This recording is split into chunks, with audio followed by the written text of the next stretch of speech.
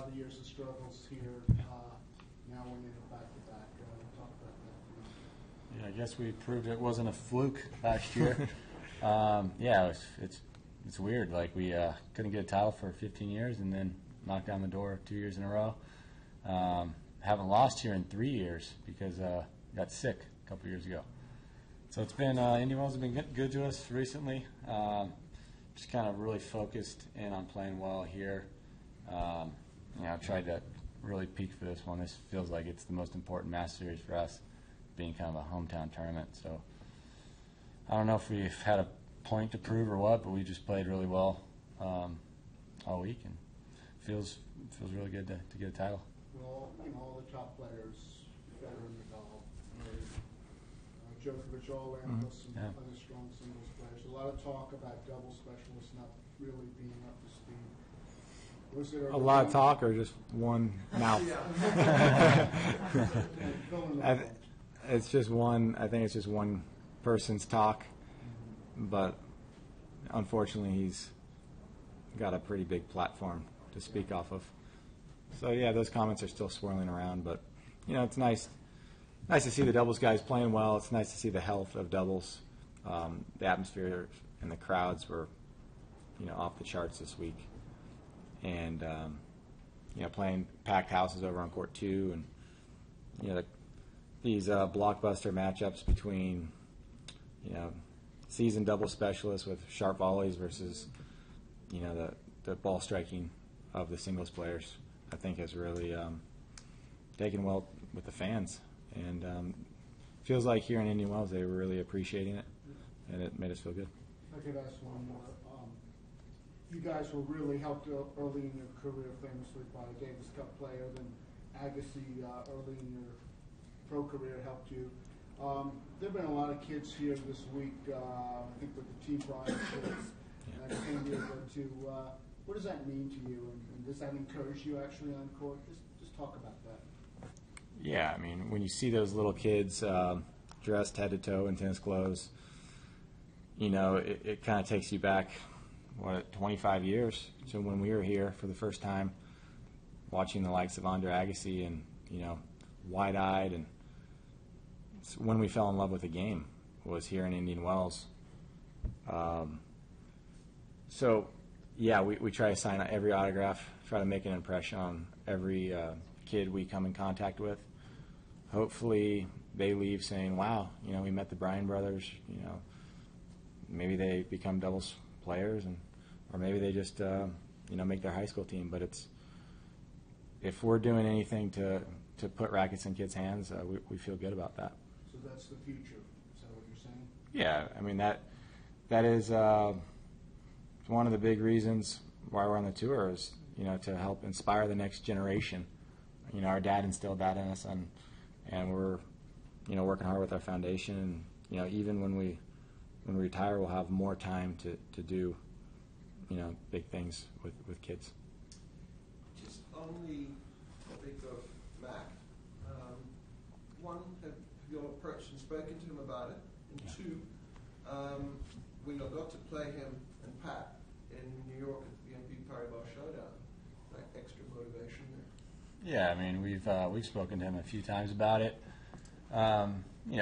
He's got his point, and we have our opinion, and he's pretty firm with his opinion, and it was fun playing in Madison Square Garden, playing against the McEnroe brothers, two guys we really looked up to, and playing in a big house like that was fun. We played well, jumped out to a big lead, and yeah, that's all I have to say about that, basically. I mean, doubles has really evolved over the last 30 years. I mean, the 80s, you saw it was primarily cross-court returning, not a lot of poaching, and serve and volley tennis.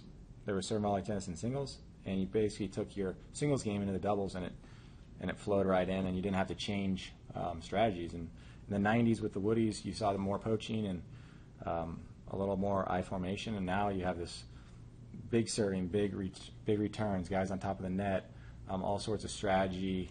So it's just evolved, and I think Mac probably doesn't understand the way it's played now and doesn't appreciate it like we do. But it's just evolved, and maybe that's why some of his comments came out like that. You guys have worked really hard to promote doubles in the States. So what are your feelings on the NCAA's attempts to try to make, college tennis more TV friendly and trying to also minimize the doubles by doing so, especially with like the experimental formats that they've been trying? Yeah, I mean, we're not fans of shortening college matches. The doubles, I think they're only playing to 5. It was experimental, but I don't think it took, which is, good. TV does help the game. It can make the college tennis bigger, but there's probably other ways to go about it. We would like to have doubles a bigger emphasis and matter more in college tennis. And so 8-game pro set is what we played back in the day, and that I think they should keep the format the way it is. Have you had a chance to talk with the coaches about any of these changes that they've talked about with the doubles game on the college level? I haven't talked to any coaches. I talked to some of the players, and they don't really like it. I mean, college coaches recruit based on singles and doubles performances in juniors, and I think doubles should really be a high priority for these kids and for these coaches. And when you just kind of minimize these matches, it's not good for them, I don't think. Guys, in Melbourne, there was talk that, hey, there should be a 5th Grand Slam. It should be in Asia, just before Indian Wells. And Chiriac said, yeah, all you really need is a billionaire. With that sort of stirring going on, this tournament is so great on all fronts: stadiums, upgrades, beauty, setting, attendance, all that and more. I know the sport's stuck in tradition and so forth, but do you think there should be a kind of move to make this a 5th slam? I mean, there's been 4 slams for how many years? 140 years. Those are the pillars of our sport, and these Master Series or Masters 1000s are jewels in themselves, and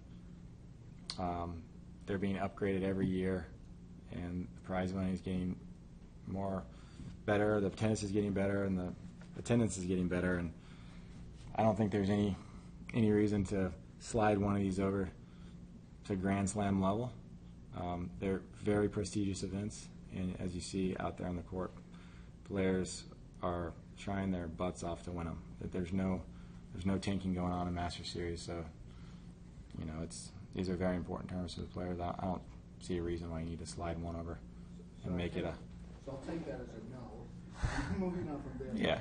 Well, let's make it a Grand Slam right now. Now we got an extra major, extra 2. In tonight's match, you guys were in the 9th game of the first set, and you guys were trailing low 30. You guys were able to rally and get that game, and then of course the next one. Was that a big game for you guys?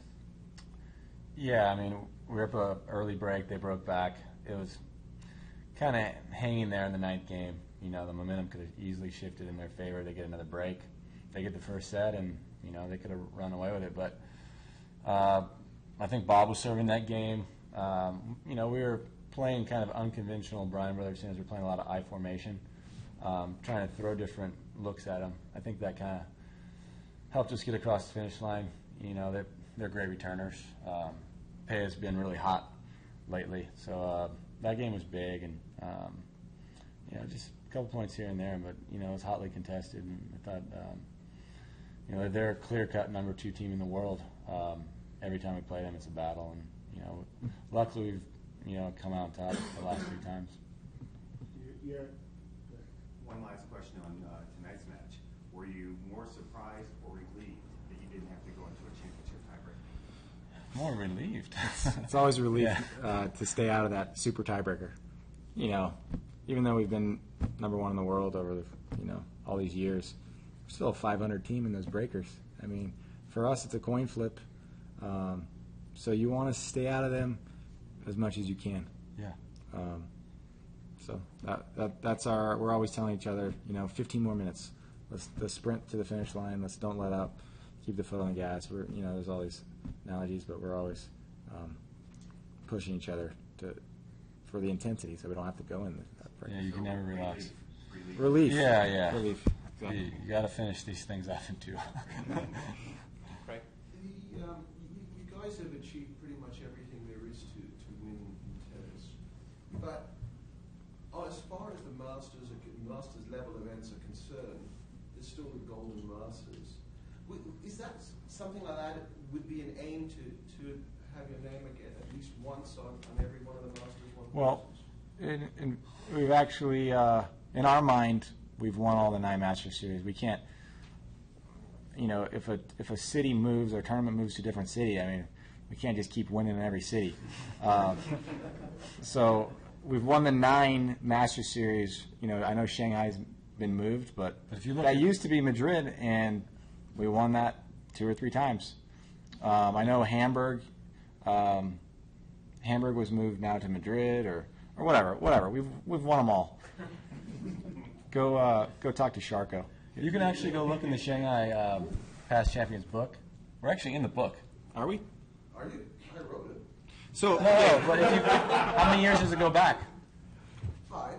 Okay. Well, I mean, as far as Well, the they- Masters, I'm not talking about. what about Hamburg? Did Hamburg count, or was that not a match? That just got evaporated and disappeared. So once Hamburg moves to a different city, does all the history of the tournament If they move evaporate? Indian Wells to Rancho Cucamonga, then we don't win. Well, Richard Williams wanted to move the U.S. Open to Compton, but that didn't Yeah. happen. But anyway, no question. You had a goal a couple years ago to win the Olympics, and last year was to win the Bryan Slam, Golden Slam. What's firing you up this year? What is your goal? Do you want to equal the number of titles last year? 11? We're looking at that triple-digit mark. That's a nice round number, and we would love to chase that down in the near future.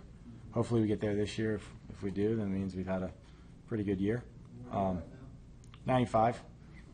And we're always got our sights on number 1. We started the year a little slow. We usually come back from Australia with some sort of hardware, and this year we came back empty-handed, so we're trying to play catch-up. But I felt like in Delray we really started playing good tennis, and as long as we're playing at this level, I think we'll be holding up some trophies. Right. Thank you. See you guys.